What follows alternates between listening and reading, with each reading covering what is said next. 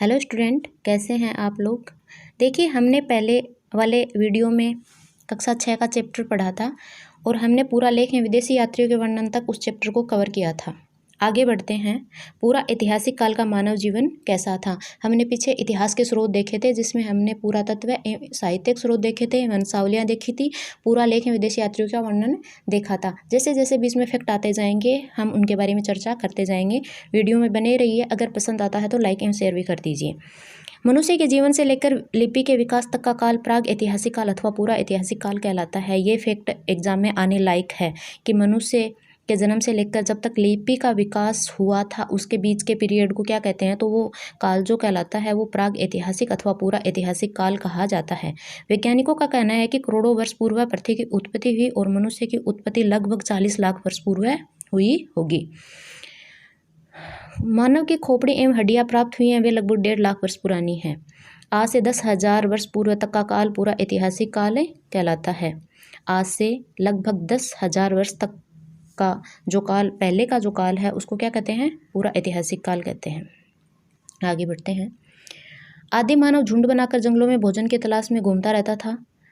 जानवरों का शिकार करके गुफाओं में रहना, यही उसकी क्या थी, दिनचर्या थी। वह जंगली जानवरों के भय से गुफा के दरवाजे पर आग जलाकर अपनी रक्षा करता था।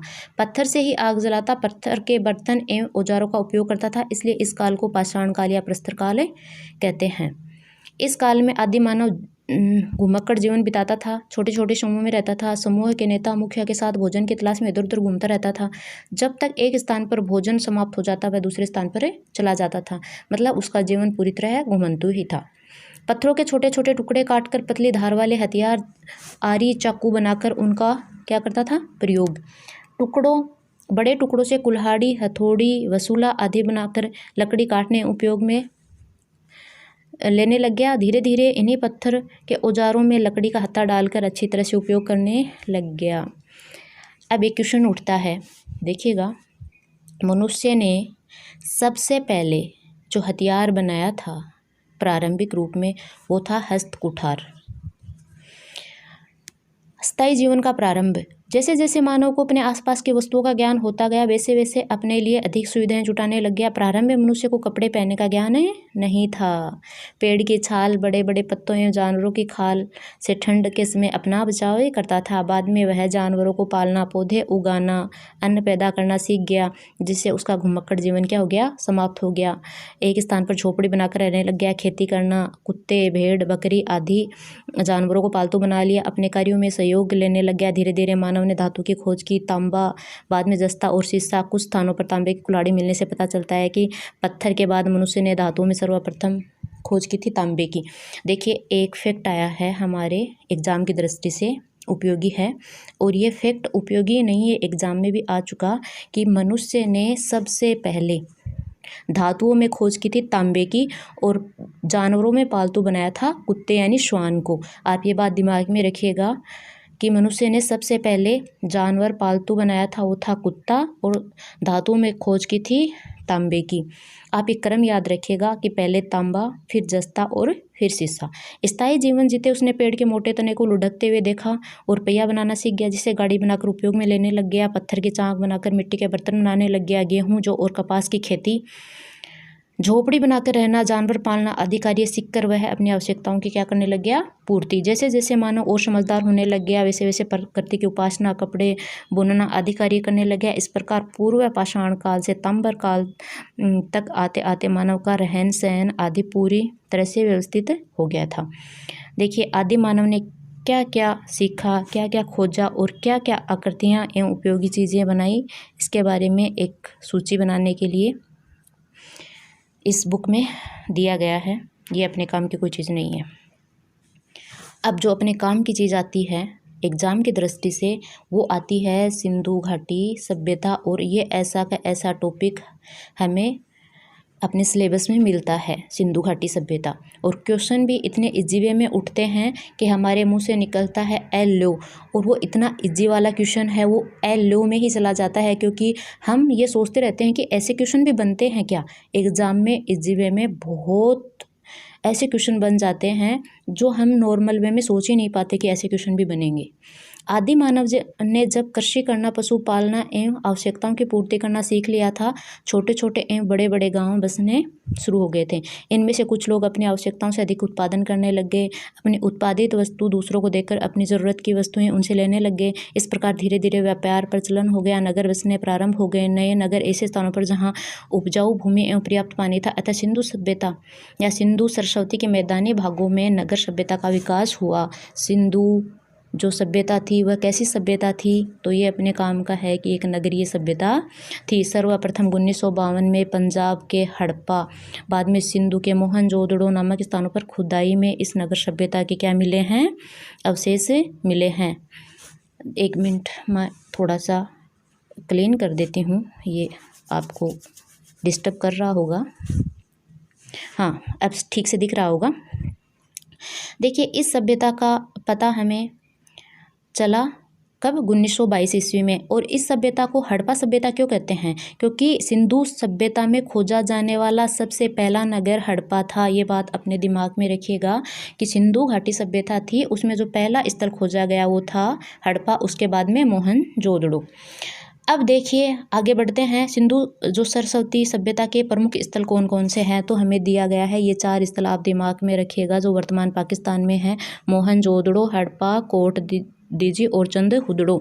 हमें कई बार एग्जाम में क्वेश्चन पूछ लेता है कि मोहनजोदड़ो कहाँ है, हड़प्पा कहाँ है, तो ये चारों स्थल वर्तमान में कहाँ हैं, पाकिस्तान में। भारत के पंजाब के पास चंडीगढ़ में रोपड़ है, गुजरात में लोथल एवं धोलावीरा। देखिए, गुजरात में 2 स्थल बताए गए हैं, लोथल एवं धोलावीरा। तो राजस्थान के हनुमानगढ़ जिले में कौन सा स्थल है, कालीबंगा, और ये कालीबंगा हमने कल पढ़ा था। जहाँ फैली नगर सभ्यता को सिंधु घाटी सभ्यता या हड़प्पा सभ्यता कहते हैं। इन स्थानों से प्राप्त अवशेष हड़प्पा से प्राप्त अवशेषों से क्या हैं, मिलते जुलते हैं। यह संस्कृति संपूर्ण सिंध, बलूचिस्तान, पूर्वी पंजाब, उत्तर प्रदेश, गुजरात, उत्तरी राजस्थान तक फैली हुई थी। भारत का मानचित्र देखने से पता चलता है कि इस संस्कृति का भौगोलिक विस्तार बहुत बड़ा था। ये संस्कृति 2500 ईसा पूर्व या वर्तमान से कितनी है, 4500 वर्ष पुरानी मानी जाती है। देखिए, मैं आपको एक ट्रिक बताती हूँ। गुजरात में अपन के पास 2 ये आए हैं स्थल, लोथल एवं धोलावीरा। तो आप एक ट्रिक के माध्यम से सारे स्थल जो हैं सिंधु घाटी सभ्यता के वो याद रख सकते हैं। मैंने बनाया था, तो ये था कि लो धोला रंग स्यू प्रभाव गुजरात रो देखो। तो आप ये ट्रिक, मुझे लगता है ये शायद आपके लिए लंबी तो होगी, अगर आपको याद करने में आसानी हो तो कर लीजिएगा। मारवाड़ी में एक ट्रिक है, लो यानी लोथल धोला रंग रो प्रभाव गुजरात स्यू देखो। तो लो धोला रंग रो प्रभाव गुजरात स्यू देखो, तो इसमें लो का मतलब होता है लोथल, धोला यानी धोलावीरा, रंग यानी रंगपुर, रो यानी रोजदी, प्रभाव यानी प्रभास पतन गुजरात में हैं ये सब स्थल, और शू यानी सुरकोटला, देखो यानी देसलपुर। तो हम ये कह सकते हैं सबसे ज़्यादा जो स्थल हमें मिले हैं वो कहाँ से मिले हैं, गुजरात से ही मिले हैं। आप ये ट्रिक याद रखना, लो धोला रंग रो प्रभाव गुजरात स्यू देखो। आप इस ट्रिक के माध्यम से जितने भी गुजरात के स्थल हैं वो याद रख पाएंगे। आगे बढ़ते हैं, एक मिनट। हाँ, इन सभी स्थानों से प्राप्त अवशेष हड़प्पा से प्राप्त अवशेषों से मिलते जुलते हैं। ये संस्कृति संपूर्ण सिंध, बलूचिस्तान, पूर्वी पश्चिमी पंजाब, उत्तर प्रदेश, गुजरात और उत्तरी राजस्थान में फैली हुई थी। भारत का मानचित्र देखने से पता चलेगा कि संस्कृति का भौगोलिक विस्तार बड़ा, और ये है ईसा से 2500 वर्ष पूर्व एवं वर्तमान से 4500 वर्ष पुरानी मानी जाती है। देखिए, अब हमें एक सरस्वती नदी के बारे में बताया गया है। सरस्वती नदी का भारतीय संस्कृति में बहुत ही महत्वपूर्ण स्थान है। इसके तट पर वेदों की रचना हुई है। तो ये क्वेश्चन बन सकता है, रीड में ऐसे ही क्वेश्चन आते हैं कि वेदों की रचना कौन सी नदी के किनारे हुई या किस नदी के तट पर हुई, तो याद रखिएगा सरस्वती नदी। ये कहना उचित होगा कि वैदिक साहित्य का जन्म इसी नदी के किनारे पर हुआ है। इस नदी का उद्गम स्थल शिवालिक की पहाड़ियों को माना जाता है। ये क्वेश्चन आ सकता है रीट में कि जो अपनी सरस्वती नदी है उसका उद्गम स्थल कौन सा है, तो शिवालिक की पहाड़ियाँ। यह नदी हरियाणा राजस्थान में होती हुई कच्छ की खाड़ी यानी गुजरात तक की कच्छ की खाड़ी में गिरती है। कालांतर में यह नदी लुप्त हो गई है। प्राचीन साहित्य में इस नदी को सिंधु नदी की माँ कहा गया है। नवीन खोजों से पता चलता है कि सरस्वती नदी घाटी पर सुसंस्कृत एवं सुव्यवस्थित सभ्यता का प्रादुर्भाव हुआ।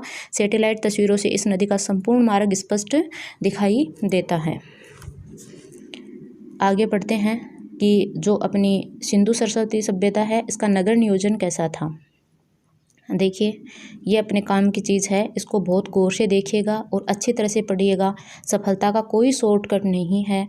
आपको लगता होगा कि हमारा पढ़ाया हुआ आप बोर हो रहा है, लेकिन यकीन मानिए पढ़ना अपन को पड़ेगा। हम कोई चीज़ को ऐसे नहीं छोड़ सकते।